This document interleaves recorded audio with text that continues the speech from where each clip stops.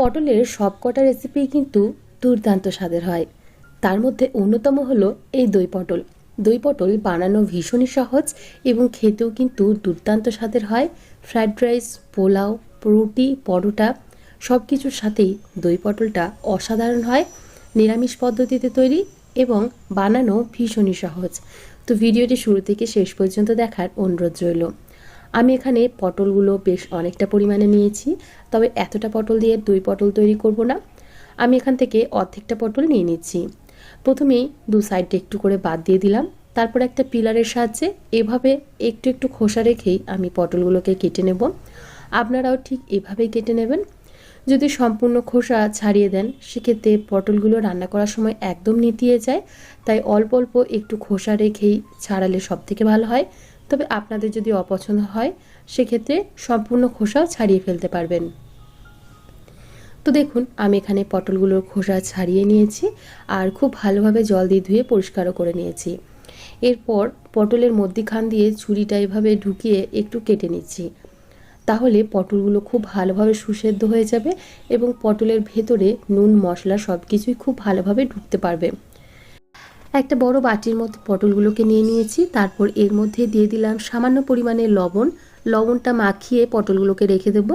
যদি এভাবে পটলে লবণ মাখিয়ে রেখে দেওয়া হয় তাহলে পটলগুলো খুব তাড়াতাড়ি সুসেদ্ধ হয়ে যায় এবং পটলের মধ্যে লবণটাও খুব ভালোভাবে ঢুকে যায়।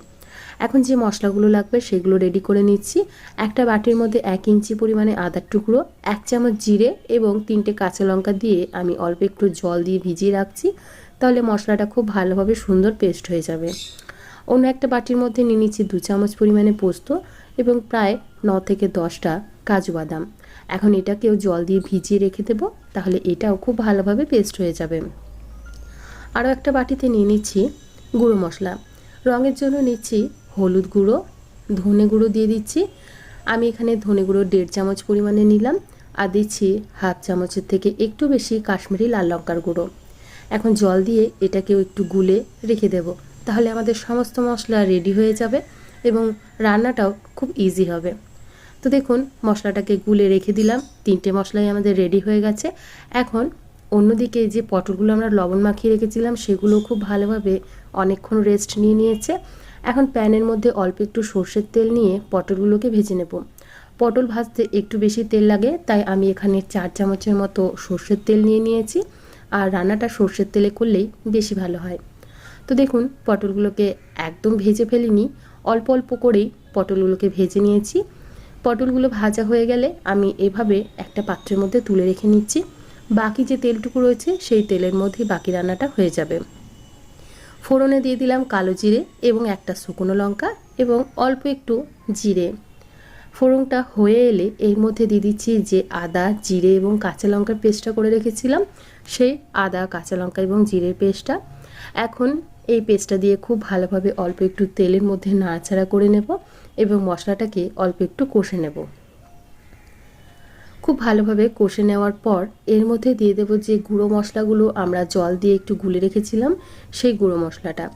গুঁড়ো মশলা যদি ডাইরেক্ট এভাবে দেওয়া হয় সেক্ষেত্রে পুড়ে যায়, তাই জল দিয়ে একটু গুলে রেখেছিলাম। তো দেখুন সমস্ত গুঁড়ো মশলাটাই দিয়ে দিলাম। এরপর অল্প একটু বাটি ধোয়া জলও এর মধ্যে দিয়ে দিচ্ছি। এরপর খুব ভালোভাবে এই মশলাটাকেও কষিয়ে নেব। মশলা যতটা ভালো কষানো যাবে রান্নার টেস্টটাও কিন্তু ততটাই ভালো আসবে। তো দেখুন প্রায় 5 থেকে 7 মিনিটের মতো খুব ভালোভাবে মশলাটাকে নেড়েচেড়ে কষিয়ে নিয়েছি। এখন যে পটলগুলো আমরা ভেজে রেখেছিলাম সেই পটলগুলোকে দিয়ে দিচ্ছি। তো পটলগুলোকে দিয়েও খুব ভালোভাবে এখন মশলার সাথে নাড়িয়ে নেব এবং মিনিট 5 কষিয়েও নেব। যেহেতু পটলগুলো আমরা লবণ মাখিয়ে রেখেছিলাম তারপর ভেজেছি, তাই পটলটা কিন্তু প্রায় 60% মতো সেদ্ধ হয়ে গেছে। বাকি 40% এই কষানোর সময় কিন্তু হয়ে যাবে। এখন যে কাজু এবং পোস্তর পেস্টটা করে রেখেছিলাম সেটা দিয়ে দিলাম। এটা দেওয়ার আগে কিন্তু অবশ্যই ফ্লেমটা একদম লোতে করে দেবেন, যেহেতু পোস্ত এবং কাজু আছে তলায় ধরে যাওয়ার সম্ভাবনা থাকবে, তাই একদম লোতে রেখেই বাকি রান্নাটুকু করে নিতে হবে। পোস্ত এবং কাজুটা দেওয়ার পর খুব ভালোভাবে মিশিয়ে নিচ্ছি আর খুব ভালোভাবে কষিয়েও নিতে হবে। খুব ভালোভাবে কষানোর ফলেই কিন্তু যেটুকু তেল থাকবে সেটুকু তেল ওপরে ভেসে উঠবে। তো দেখুন খুব ভালোভাবে এখন কষিয়ে নিচ্ছি। এখন এর মধ্যে কিন্তু লবণ ব্যবহার করিনি। এখন দিয়ে দিচ্ছি আমি পরিমাণ মতো লবণ এবং চিনি। যেহেতু আমরা পটলগুলো লবণ দিয়ে ভেজেছিলাম, তাই লবণটা অবশ্যই একটু বুঝে ব্যবহার করবেন। এখন খুব ভালোভাবে কষিয়ে নেব আরও একটু সময় ধরে, এবং ফ্লেমটা কিন্তু অবশ্যই লোতেই রাখবেন। একটু ঢাকা দিয়ে আমি মশলাটাকে কষার জন্য রেখে দেব। 5 থেকে 7 মিনিট পর আমি ঢাকাটা খুলে নিচ্ছি। দেখুন তেলটা কিন্তু সম্পূর্ণ ছেড়ে দিয়েছে। কাজু থেকেও যেহেতু একটা তেল বের হয়, তাই সেটাও ছেড়ে দিয়েছে। খুব ভালোভাবে মশলাটা কিন্তু কষে গেছে এবং খুব সুন্দর একটা গন্ধ বেরোতে শুরু করছে।